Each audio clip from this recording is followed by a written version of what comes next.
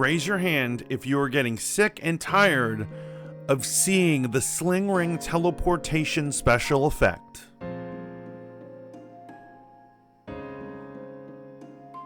Welcome to Voice of the Fat Mantis and my review of She-Hulk Episode 4.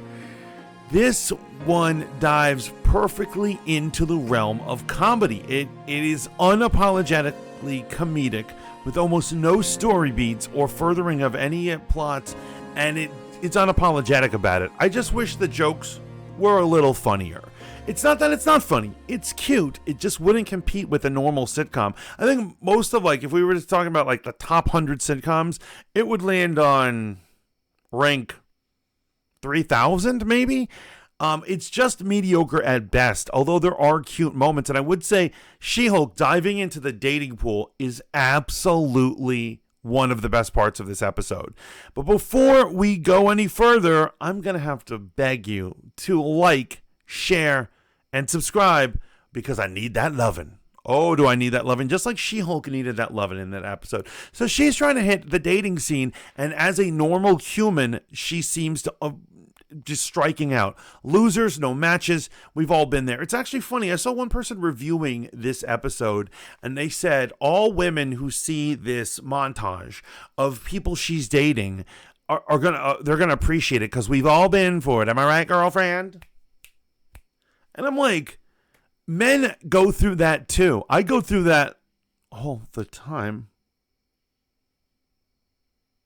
But that's neither here nor there. The point is, dating in your 30s is a drag. Yeah, I just said that. It is. We all have been there. Everything from Tinder to OkCupid to all these crazy things. eHarmony, whatever your vice is. It's not pleasant. It's a really unpleasant process. And this is capsulated in there. And I think that this will appeal to all people, unless you found your sweetheart in high school, in which case, F you. I'm kidding. It's all good. So that is really good. And I would say another thing that they improved is the CGI. Now, once again, at no point is it ever perfect, but particularly in the scene where she has to fight a room full of demons with Wong, she's pulled in there and she is kicking butt as She-Hulk. And this is where I like She-Hulk. I like her in the courtroom, but I love her on the battlefield. And I just want her to accept that she's a superhero already and go for it. Now, obviously, like all the slow burns that all these Disney shows are doing, all the Disney Plus series are slow burns, which means she's not going to figure out that she needs to be a superhero until the final episode. Okay, that's the arc. Let's go with that. But I just think we are also trying to be entertained along the way. And I just feel that this show isn't comedic enough to remain a comedy. And let's face it, we want some sort of drama or at least ongoing storyline. Now, speaking of ongoing storylines, it is pretty clear that one of the people she dated is up to no good. And so he called her a specimen. His name was Todd. And they called her a specimen and she did nothing about it. She's like, you just called me a specimen. He's like, and he tries to and I said, that's not the way a frat boy talks or a pig. I don't know. At first I thought they were trying to suggest that maybe he's a misogynist or something and women are objects, but even misogynists don't call women specimens. That's bizarre. And he was obsessed with her unbreakable skin and he wanted to talk about that. And it's clear that he's up to no good now. My theories are that he possibly works for AIM or some other technological evil organization. Right now I'm leaning toward AIM. It looks like AIM is going to come in heavy in Phase 5 and beyond. So I'm assuming that he is an AIM scientist. And where that's going, I'm assuming that her blood will eventually create more super-powered villainy. I love gamma irradiated lunatics. I'm really into it. So I hope that a lot more come and join this show and mess things up. I think it would be, a lot of fun. Now, another thing that this may be a spoiler, but I think we're already on this page and you've probably heard it because it's all over Reddit, that in the credits, the guy Todd who's asking about her indestructible skin is referred to as Hulk Todd in the credits. Hulk Todd. Not just Todd, but Hulk Todd. And so this implies that at some point this gentleman is going to get her blood, create some sort of super soldier serum, the gamma kind, and empower himself. And he may be the end boss at the end of this thing. That would be cute and that would be interesting. I'm just hoping that Todd actually ends up being an actual comic book villain and isn't just some throwaway guy. The problem is people are having trouble taking She-Hulk seriously. Unfortunately, we live in the counterculture world where people who have countercultured and made feminism cool are now countering that and trying to, well, oppress women. And the truth is, female superheroes are having a harder time being taken serious. I'm serious, man. I'm not writing off everyone who criticizes these shows as sexist. That's not what I'm saying. I am saying that these female superheroes are having a hard time, and it's not helping every time they stray from the source material. It hurts male superheroes, and it hurts females even worse. So you need to get the leader in here. You need to get other gamma irradiated psychos in here to make She-Hulk a viable show. That's all I'm saying. This show needs a dose of seriousness in it. Just looking at what happened is that this is the episode that people have so universally ranked on.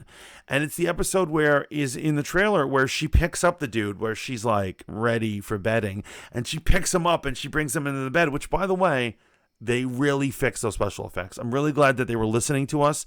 It looks way better on the series than it did in the trailer. And that's the thing that they're saying, like, look at this. What is it? People are criticizing the heck out of it. So she needs some legitimacy.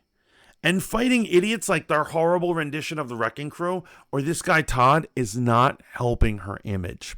You know what is going to help her image? Next week, we're getting a special guest appearance from my man Daredevil. And it's not just Daredevil. I love Daredevil. You love Daredevil. It's a special guest appearance from Yellow Daredevil. And if there's something I love more than Daredevil, it's Yellow Daredevil. I love it. I love that they went there. I've been wanting him to go back to his yellow costume in the comics for years and years. Everyone thinks I'm a psycho. I'm finally getting it. Now, will he be a little more comedic? Supposedly. That's the word on the street. I don't care. I think we're in for a good time. So I am incredibly enthused about next week, even though the villain's going to be Titania, which means it's Jamil Jalani again. And that woman is utterly insufferable, either in real life or even on the stage. Like, she is just the worst thing that ever happened. Sometimes when I'm seeing her, either on Twitter or on a show, I think it's possible that I may have died in a car accident a few years back, and that my punishment is having to see her perform at anything. She's literally a monster.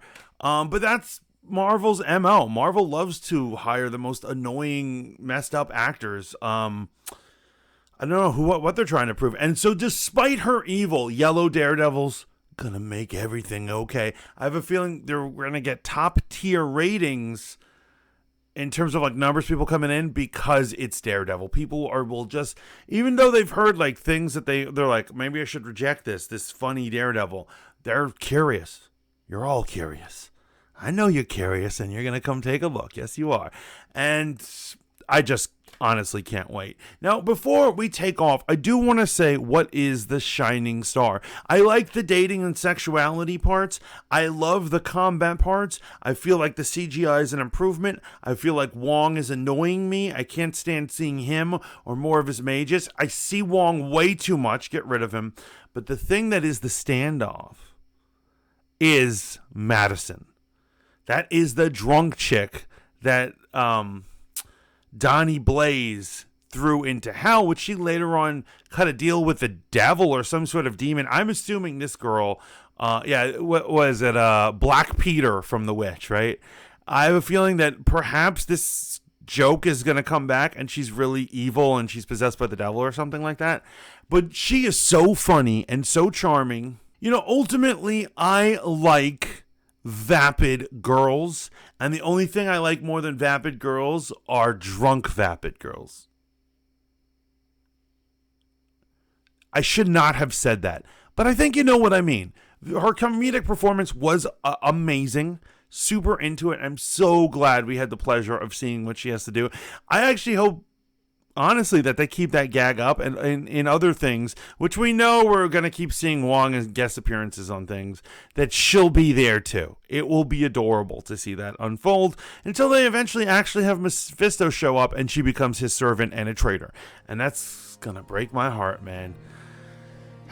Women be breaking those hearts, man. That's why I'm on the dating apps. Ultimately, I give this episode a B. Nothing to write home about.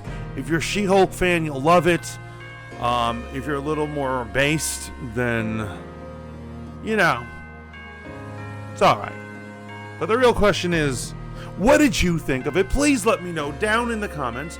Remember to like this video, subscribe to this channel, and keep tuning into Voice of the Fat Mantis for more analysis of She-Hulk. A bunch of MCU stuff, nerd information, interviews and analysis, and all the nerd news that is fit to print. Till next time, ciao for now.